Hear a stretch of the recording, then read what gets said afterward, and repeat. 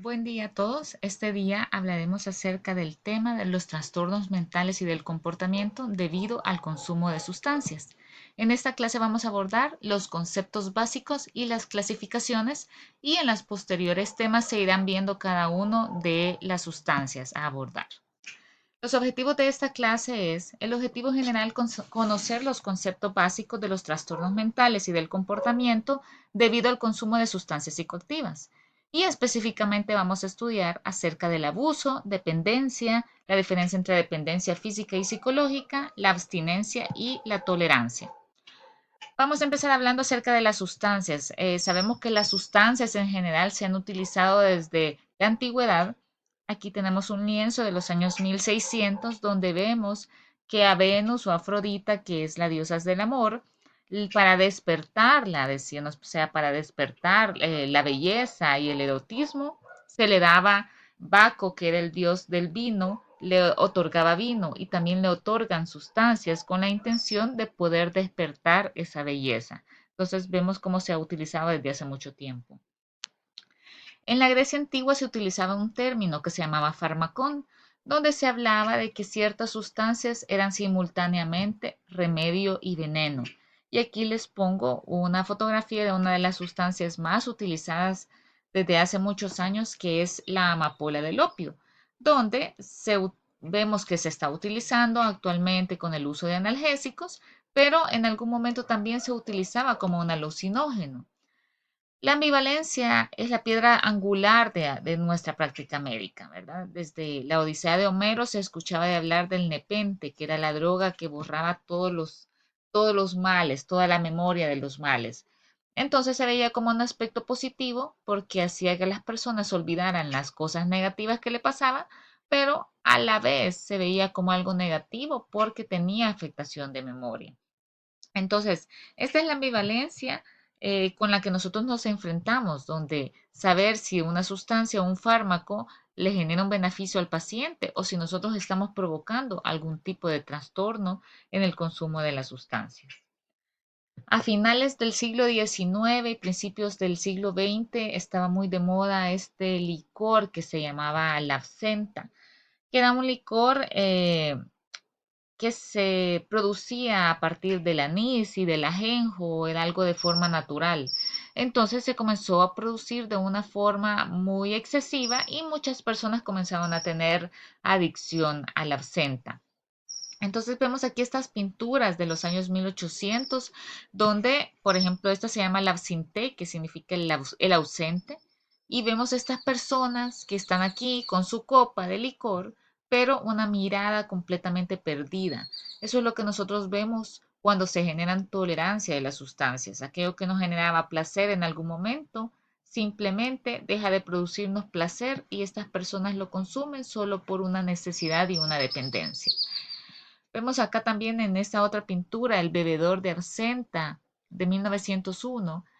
Las personas que consumían esa sustancia, este licor, decía que veían un hada verde, veían cosas verdes, y así es como lo promocionaba. Si tú quieres ver un hada verde, tienes que tomar absenta. Y vemos la mirada de esta persona completamente perdida, está viendo el hada verde y ya no le importa, es porque ha perdido totalmente el placer, ¿sí? De un consumo de sustancia y lo sigue haciendo únicamente porque su cuerpo se lo solicita. En el siglo pasado, pues vemos a esta representante de la pintura latinoamericana, que Frida Kahlo, pues saben la historia, pues ella tuvo un traumatismo grave y vivió con un dolor crónico de su columna y comienza a generar tolerancia y a la vez dependencia en el uso de analgésicos opiáceos. Entonces, sus pinturas demuestran la tristeza y el dolor inmenso que ella tenía a pesar de los analgésicos.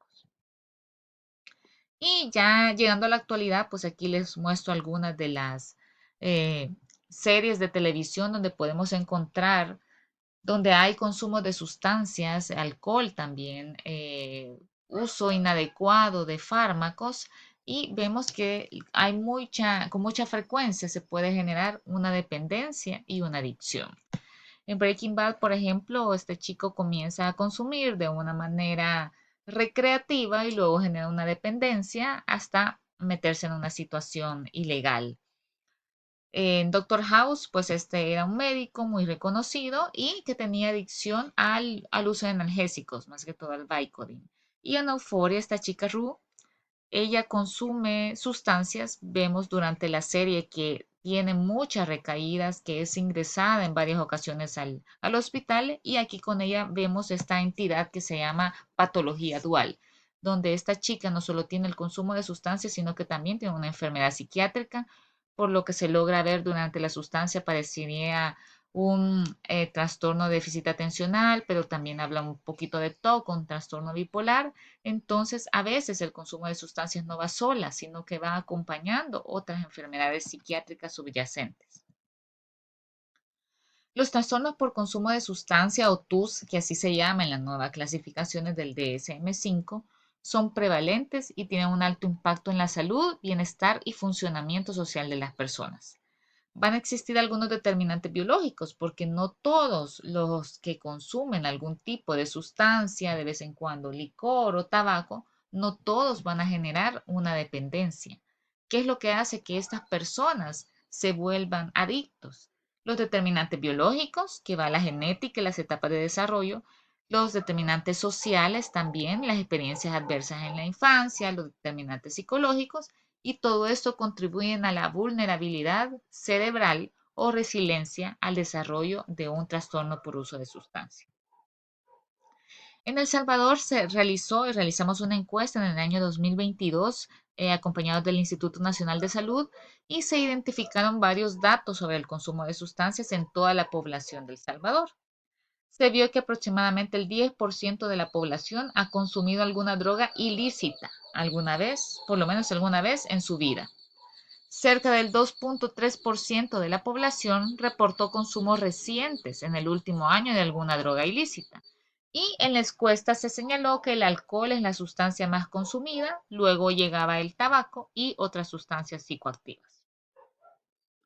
Cuando hablábamos acerca de los determinantes, desde el punto de vista social tienen que existir algunos factores para que una persona comience a generar un trastorno por uso de sustancias. Entre los adultos mayores, pues el estar divorciado, separado o soltero, ¿verdad? Tener más recursos financieros, el no pertenecer a una afiliación religiosa, haber tenido un duelo, jubilación involuntaria, falta de vivienda, se asocia con problemas del alcohol. Aunque también se considera un problema individual, sabemos que el abuso de sustancias es una enfermedad familiar, primero desde un punto de vista genético, porque usualmente no es una sola persona en la familia, sino que a veces hay varias personas que adolecen adicción, y lo otro es que una persona con adicción genera cambios a nivel psicológico en todo su entorno familiar, entonces toda la familia comienza a adolecer esta enfermedad, no solo la persona adicta. En cuanto a los determinantes psicológicos, vemos que también que haya iniciado en la adolescencia, más que todo en el sexo masculino, usualmente que haya iniciado el consumo antes de los 25 años, son determinantes para decir esta persona puede generar una adicción. Les invitamos a que cuando ustedes hagan sus historias clínicas en el hospital y cuando vean más que todo en la parte de adicciones, pregunten cuándo fue la primera vez que esta persona tuvo contacto con algún tipo de sustancias. Y vemos que muchos de ellos han comenzado a fumar a los 12, 13 años. Entonces, este es un factor de riesgo y usualmente es un mal pronóstico, ¿verdad? De que su cerebro ha estado asociado, relacionado con la sustancia desde muy temprana edad, por ende es más difícil el que esta persona pueda dejar de consumir. También es importante si ellos adolecen otra enfermedad mental, por ejemplo, un trastorno bipolar o un trastorno de ansiedad, porque el consumo de cualquier sustancia hace que la persona tenga una menor adherencia a la medicación y responde mucho menos al tratamiento. También, si hay una falta de supervisión y una falta de apoyo, es donde más se complican los trastornos por uso de sustancias. Ahora, desde un punto de vista biológico, se ha estudiado que los niños que nacen de padres con algún trastorno por consumo de sustancias pueden tener aproximadamente el doble de riesgo de desarrollar un trastorno por consumo de sustancias. También si la madre mientras estaba embarazada consumía sustancia o si hay una inhalación persistente del humo del segunda mano. Y vamos a hablar aquí, pues, para qué. Creo que todos los conocemos cuáles son los medicamentos que comúnmente se asocian a trastornos relacionados con sustancias. Creo que todos sabemos que el alcohol, cannabis, opioides, pero también la cafeína puede ser, esteroides anabólicos que ahora están muy de moda, los estimulantes como las metanfetaminas, inhalantes como la pega, ¿verdad? O todos los solventes. Y pues aparte de los medicamentos, ahora ya se están metiendo en estas clasificaciones, pornografía, videojuegos, redes sociales, también como cualquier entidad que pueda generar un trastorno relacionado con la adicción o con la dependencia. Vamos a ver las definiciones básicas. Primero, ¿qué es una sustancia psicoactiva? Este es un compuesto que puede ser natural o sintético, que cuando se introduce en el organismo puede alterar los procesos mentales como cognición, las emociones y el comportamiento. Ahora, el trastorno por consumo de sustancias o también llamado por uso de sustancias, sí es una enfermedad caracterizada por la pérdida de control sobre el consumo y que hay un uso compulsivo a pesar del daño. La adicción pues sería como la enfermedad física y psicoemocional que crea dependencia. Ahora, el DSM-5 ya no habla mucho acerca de adicción, sino que hablamos más de un criterio diagnóstico o de un nuevo diagnóstico que sería un trastorno por uso de sustancias o trastorno por uso de sustancias. Y según el CIE-10, como lo vamos a ver más adelante, hablamos de un síndrome de dependencia o un trastorno por dependencia a las sustancias. Cuando hablamos de adicción es un término, pero no es un diagnóstico. Yo creo que todos entendemos que es una adicción, pero en el momento cuando nosotros vamos a darle un diagnóstico a un paciente, vamos a utilizar las clasificaciones que ya están hechas. Entonces, adicción es un término, pero no es un diagnóstico. ¿Cómo se clasifican las sustancias psicoactivas? Va a depender según el efecto en el sistema nervioso central. Por ejemplo, depresores, alcohol, opioides, benzodiazepinas, inhalantes, que hace que la persona se sienta relajada, tranquila. Por el otro lado están los estimulantes, que hacen que las personas se despierten y se sientan sumamente activas, como la cocaína, anfetaminas, nicotina o la cafeína. Y aquellos que son perturbadores o alucinógenos, el LSD, el cannabis, que puede tener un efecto mixto, tanto alucinógeno como estimulante también, el MDMA y la ketamina, que también puede tener un uso médico, se utiliza como un anestésico y también desde un punto de vista alucinógeno nos sirve para algunos tipos de terapia en depresión. Ahora, ¿cuál es la base neurobiológica de por qué se genera la adicción? Pues nosotros en nuestro cerebro tenemos el sistema de recompensa, que es el núcleo accumbens y el área tegmental ventral, que son las estructuras claves. Ahí es donde se genera la dopamina, que es el neurotransmisor involucrado en la generación de la satisfacción, la recompensa y también cuando está sobreestimulado sería en la adicción. El consumo libera niveles masivos de dopamina, que eso es lo que refuerza la conducta de que sigamos consumiendo. Lo vamos a ver aquí más adelante. Este es nuestro esquema cerebral, ¿verdad? Las tres áreas involucradas en el circuito de recompensa es el área tegmental ventral, que es donde se libera la dopamina o la parte motora. Luego el núcleo accumbens, que sería nuestro centro de recompensa, el que nos dice, hey, esto me gusta, esta sustancia me gusta, le mando de nuevo señal al área tegmental ventral para que siga generando dopamina. Pero luego nos llega todo este circuito hacia la corteza prefrontal. La corteza prefrontal es aquella que nos dice, es la que nos marca el freno o el filtro, ¿verdad? Tenemos mucha dopamina porque hemos comido una barra gigante de chocolate, pero la corteza prefrontal nos dice, bueno, ya basta, ya te llenaste, eh, vas a subir de peso, fue suficiente por este día. Es la que nos dice el freno, ¿verdad? Pero cuando hay una adicción, ese freno se va y entonces comenzamos a liberar excesiva cantidad de dopamina porque nos da placer en el centro de recompensa, en el núcleo accumbens. Y nuestro freno se nos va. Aquí vemos la diferencia para que sepamos cosas placenteras nos generan dopamina. Por ejemplo, la comida. ¿verdad? El sexo, un hobby, la serie que nos gusta, nos genera una cantidad normal de dopamina. Pero vemos en el consumo de sustancias, por ejemplo, en cocaína hay una cantidad muchísimo más elevada de dopamina. ¿Qué es lo que está pasando entonces en nuestro cerebro? Que el cerebro recibe una señal de supervivencia, dice, hay excesiva cantidad de dopamina, ¿verdad? Y por eso vamos a bloquear aquellos receptores del freno, ¿verdad? Me gusta tanto porque esta sustancia me genera tanta dopamina que no puedo dejar de consumirla. A nivel cerebral, ¿qué es lo que va a causar esta excesiva producción de dopamina? Que cuando lleguen a los receptores de dopamina, estos van a estar atontados, ¿sí? O sea, va a haber tolerancia y entonces estos receptores cada vez van a necesitar más y más dopamina para sentir placer. La comunicación entre el núcleo accumbens y la corteza prefrontal, que es la que les explicaba que era nuestro freno o nuestro filtro, comienza a alterarse y el impulso se vuelve tan fuerte que silencia la corteza prefrontal. También está interviniendo el circuito del recuerdo, que es la amígdala y el hipocampo. Es decir, la amígdala, que es aquella que nos genera temor o que está pendiente de las amenazas, comienza a disminuir y ya no percibe una amenaza, por ejemplo, el conducir ebrio o meterme en un lugar de mala muerte para conseguir cocaína. Y el hipocampo es aquello que nos da el recuerdo. Por ejemplo, siento el olor a tabaco, automáticamente me da el deseo de consumir tabaco. ¿Qué es lo que hace todos estos cambios a nivel cerebral?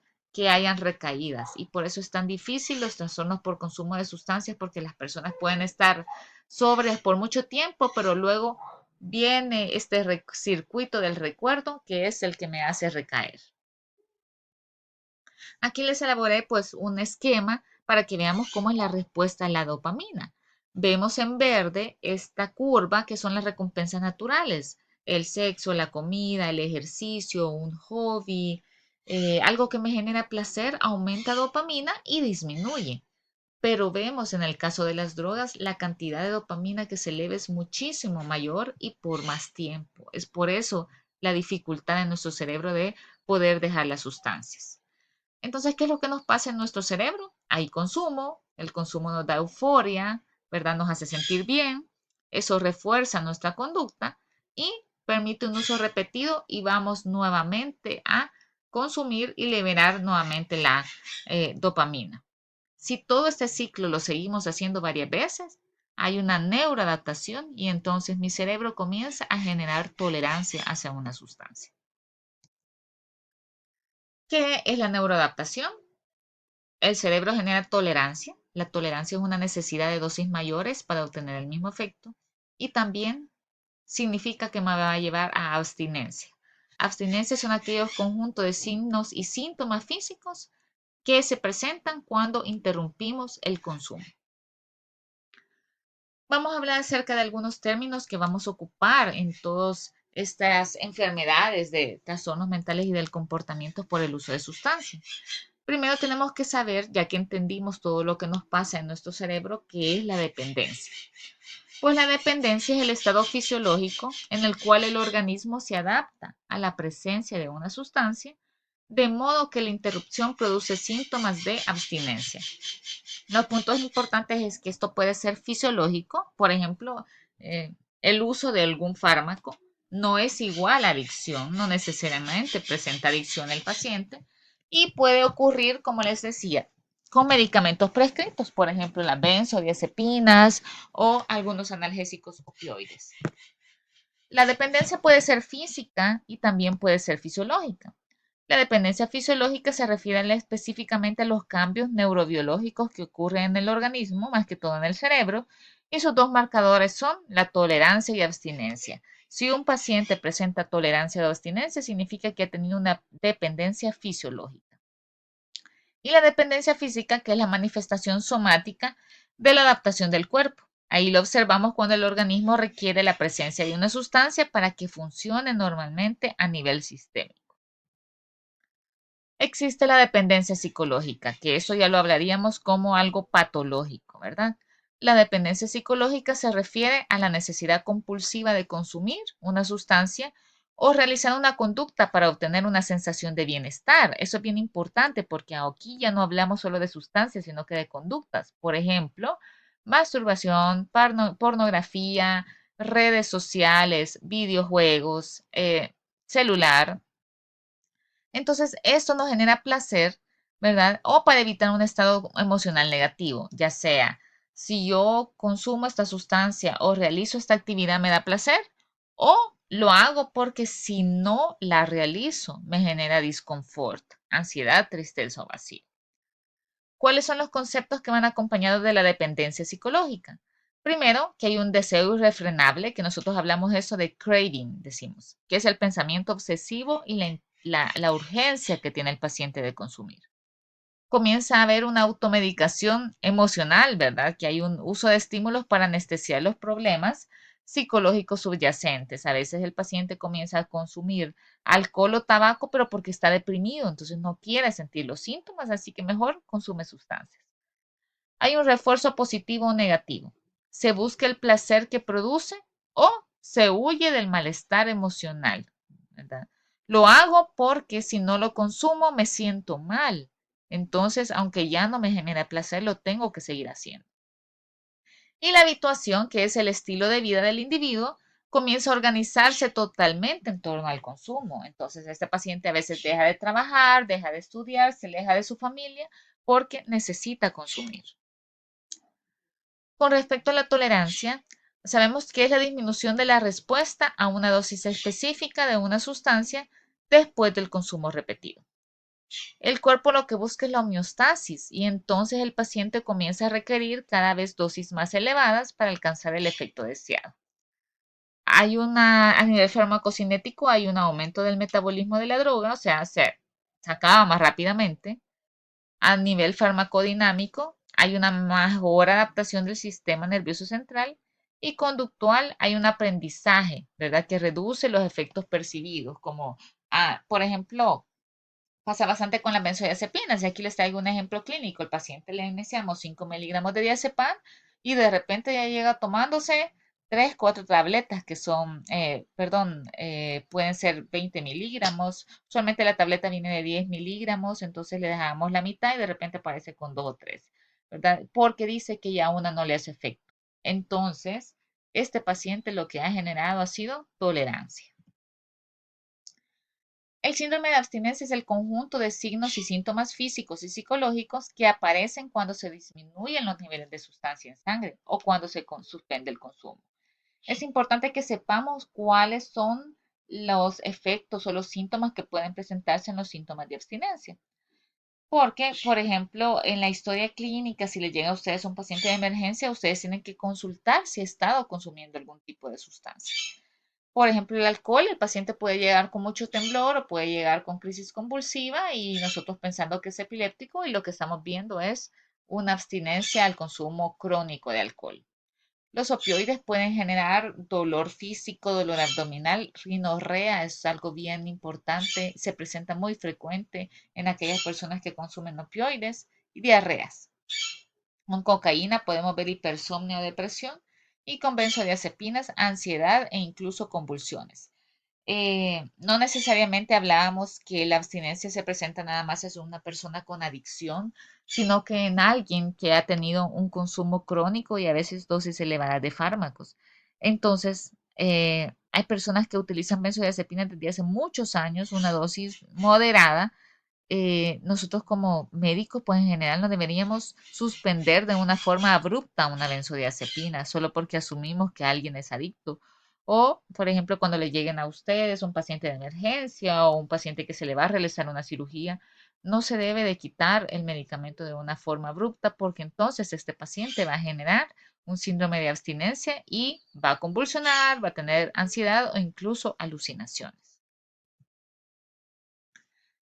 Ya cuando hablamos de la patología entonces sería el síndrome de dependencia, ¿verdad? Hablamos que adicción es un término, pero un diagnóstico sería síndrome de dependencia. La OMS la define como un estado de adaptación biológica, cognitiva y conductual en el que el consumo de una sustancia adquiere la prioridad máxima para el individuo por encima de otras actividades que antes tenían valor. El CIE-11 se caracteriza por tres elementos nucleares: pérdida de control sobre el consumo, prioridad creciente del consumo sobre otros intereses y persistencia a pesar de que me están generando consecuencias negativas, como por ejemplo que me despidan del trabajo o que tenga algún problema legal asociado a eso. La OMS ha sustituido el término de abuso, que antes se consideraba estigmatizante, por consumo perjudicial o uso nocivo. Esos son los términos que ustedes van a encontrar de ahora en adelante. Y la definición de abuso o la definición del consumo perjudicial o uso nocivo es que es un patrón de consumo de sustancias que causa daño a la salud física. Por ejemplo, el paciente tiene cirrosis, tiene EPOC y no deja de fumar, o mental, episodios depresivos secundarios eh, al consumo de sustancias. El DSM-5 de la revisión, el revisado, ¿verdad? Estos son los criterios diagnósticos que colocan. Para las historias clínicas, ¿verdad? Nosotros vamos a seguir ocupando DSM-4 porque son los criterios diagnósticos que se utilizan en el eje multiaxial, pero es importante también que sepamos cuáles son los nuevos criterios diagnósticos del trastorno por consumo de sustancias. Para diagnosticar este trastorno deben cumplirse al menos dos de los siguientes criterios en un periodo de 12 meses. Debe haber un consumo mayor o más duradero de lo pretendido, un deseo persistente o intentos fallidos de dejarlo, craving, que hablábamos que es el deseo intenso o urgencia de consumir, uso en situaciones peligrosas sin importarme cuál va a ser la consecuencia, abandono de actividades sociales o laborales y un consumo persistente pese a problemas físicos o psicológicos derivados. Entonces, pues aquí se los he elaborado como por grupos, que hay un control deteriorado, ¿verdad? Hay un deterioro social, uso riesgoso y criterios farmacológicos, como hablamos anteriormente, que el paciente presente tolerancia o abstinencia. Si un paciente cumple al menos dos criterios en el último año, estamos hablando de un trastorno de consumo de sustancias y podríamos ponerle la gravedad si es leve, moderada o grave. Ahora, según el CIE-10, ¿verdad? Que también lo vamos a utilizar en la clasificación multiaxial, pues los códigos de clasificación van desde el F10 hasta el F19. Vamos a clasificarlo según la sustancia, ¿verdad? Del F10 en adelante por consumo de alcohol, del 11 por consumo de opioides, el 12 en adelante por cannabinoides, el 13 en adelante sedantes hipnóticos como las benzodiazepinas, el 14 en adelante consumo de cocaína, el 15 por consumo de otros estimulantes como la anfetamina, cafeínas, el 16 por alucinógenos, 17 por tabaco o nicotina, podríamos ponerle, el 18 por disolventes volátiles, aquí va la pintura, va el thinner, la pega de zapato también, y el 19 por múltiples drogas o sustancias. Aquí también podríamos ocupar el 19 por algo mixto, por ejemplo, alguien que consuma alcohol y cannabis, lo podríamos catalogar acá en el F19. Ahora, este código, después del código, por ejemplo, F19 punto, vamos a poner cualquiera de estos otros códigos que serían como la parte secundaria o el complemento al código anterior. Por ejemplo, podríamos poner F19.0, que sería la intoxicación aguda, si es punto 1 un consumo perjudicial o el uso nocivo. El punto 2 se refiere al síndrome de dependencia, el punto 3 a la abstinencia, el punto 4 la abstinencia con delirium, que ya estamos hablando de síntomas físicos, ¿verdad? El punto 5 un trastorno psicótico inducido por sustancias. El punto 6 un síndrome amnésico. Punto 7 psicótico residual o de inicio tardío. Punto 8 otros trastornos mentales y del comportamiento. Y el punto 9 cuando no lo podemos especificar.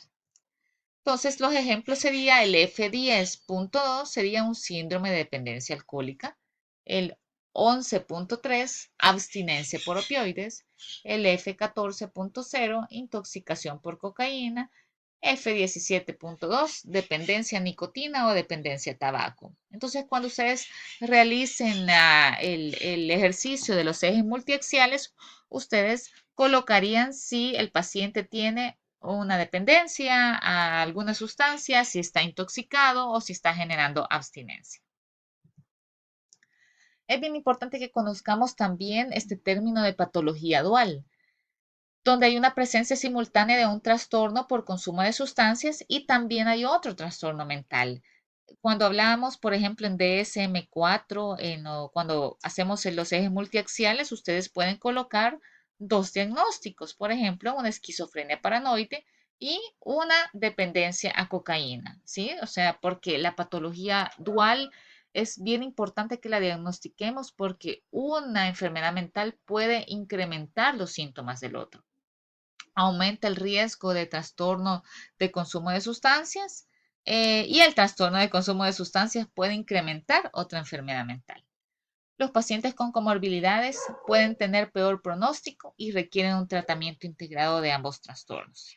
Aquí les pongo el ejemplo de esta película, no sé si algunos la han visto, que es Nace una estrella, donde está este actor, Bradley Cooper, que él tiene una depresión, a la vez tiene un trastorno por consumo de alcohol, tiene una dependencia alcohólica y creo que otras sustancias no recuerdo bien, y pues hay un desenlace importante porque este paciente tenía una patología dual.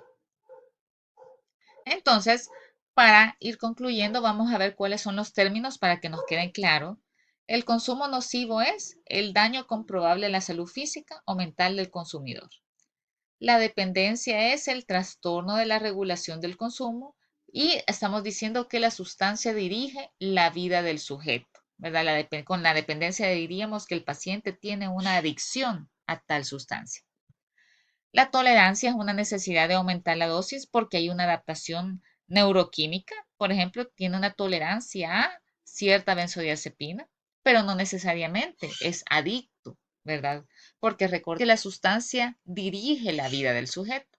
En cambio, en la tolerancia es únicamente que el paciente necesita más dosis de cierta sustancia para tener llegar a tener la función, ¿verdad? O la acción que tenía. Por ejemplo, ya no me quita el dolor, cierta cantidad de metadona, necesito más metadona. Y la abstinencia sería el malestar físico o psíquico específico al cesar el consumo de una forma súbita.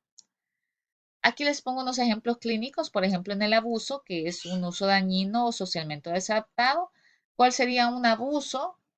Paciente con abuso de alcohol que conduzca ebrios recurrentemente. Tolerancia es la necesidad de aumentar dosis. Por ejemplo, si con una cerveza en algún momento me sentía relajado, ahora necesito 5 cervezas para sentir lo mismo. Abstinencia, malestar al dejar la sustancia, temblores y sudoración al no beber alcohol. Y esa es una de las razones de por qué muchos pacientes no pueden dejar de consumir la sustancia, porque los síntomas de abstinencia son demasiado graves y no los pueden manejar. Y la dependencia sería el consumo compulsivo y la pérdida del control. ¿Sí? Sería la adicción.